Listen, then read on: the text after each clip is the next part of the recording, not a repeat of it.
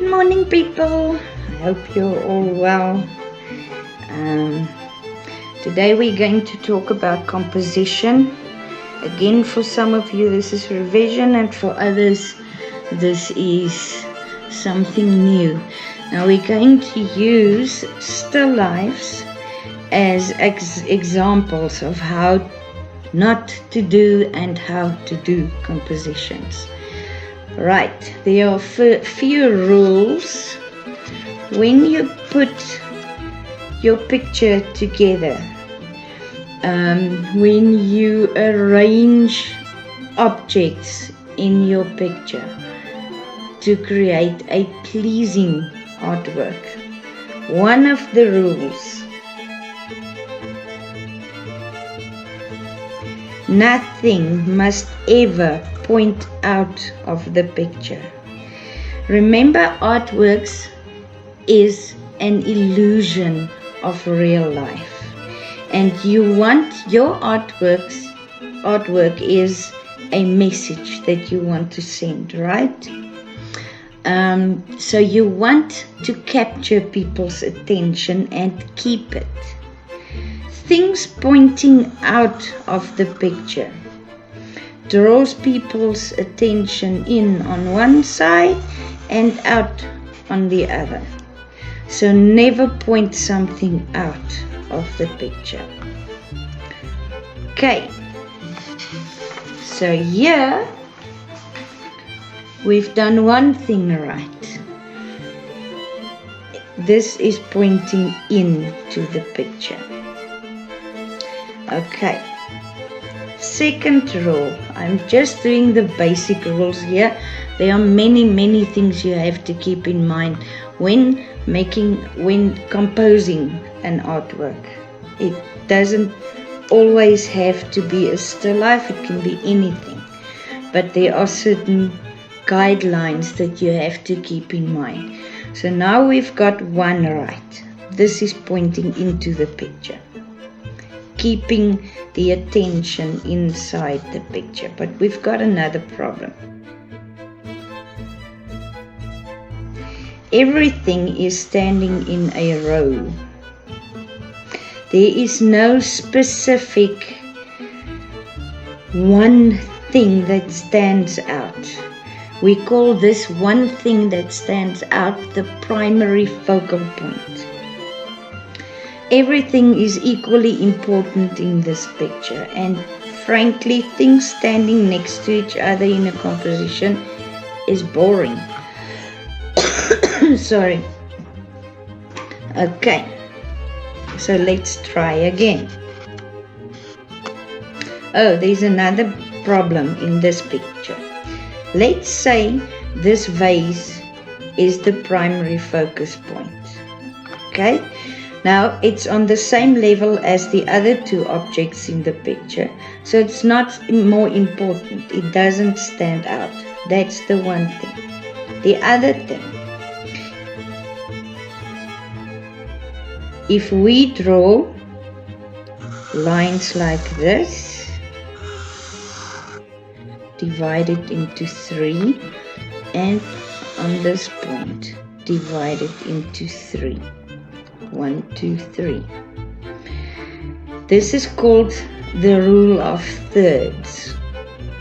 Now the rule is that anything that you want to stand out, your primary focus point, mustn't ever be smack bang in the center of the picture, because that creates a bullseye effect. And it's not pleasing. In fact, it creates anxiety in the person looking at your picture. So the golden rule of thirds is that your primary focus point must be on or close to one of these cross points in the rule of thirds. Alright, so nothing must point out. Your primary focal point must not be in the center of the picture, but rather on or close to one of these cross points.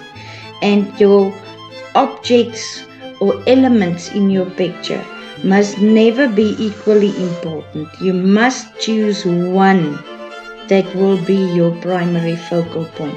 Now, this doesn't necessarily mean that your primary focal point is one object. It might be one part of your picture, not necessarily one object. So in this picture, we might have made this the primary focal point because, for one thing, it's close to this cross point. But then we still have a problem. It's still on the same level as the other objects and other elements in the picture. Okay, so let's try again.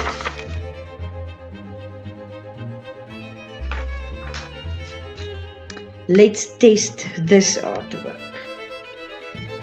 First of all, we do the rule of thirds.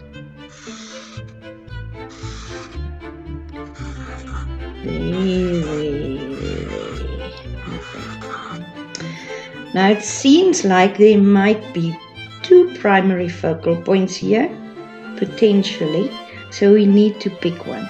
It could be this area here, around this cross point, or it could be this area here, around that cross point. Right? Let's look at it a bit. This jug thingy is standing in the closer, more in the foreground. It's got that in the just behind it to support it. You will see that nothing stands next to each other here. So the objects in the picture are assigned, you can probably call it importance, like rank. I would guess that this would be the most important rank here. So this area would be your primary focal point. Next thing, nothing points out. This points in. Right? Next thing, nothing is standing right next to each other. Now this is important because it has to do with flow.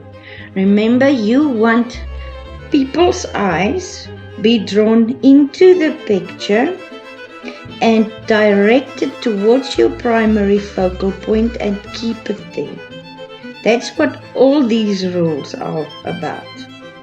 It's pointing in, good, tick 1.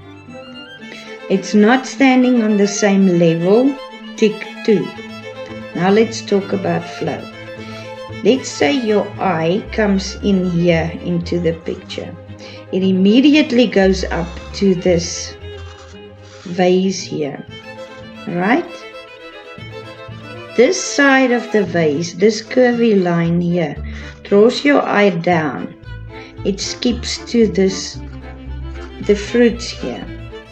The fruits is a supporting act for your primary focal point. That draws your eye to your primary focal point, which would be here. I'm going to do the still life of the green glass bottle with a little piece of ivy and the pears.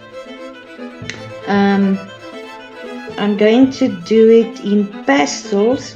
I might not finish it in this video because time limits on the video is a real thing as I've learned now. So I'm going to fast forward from here.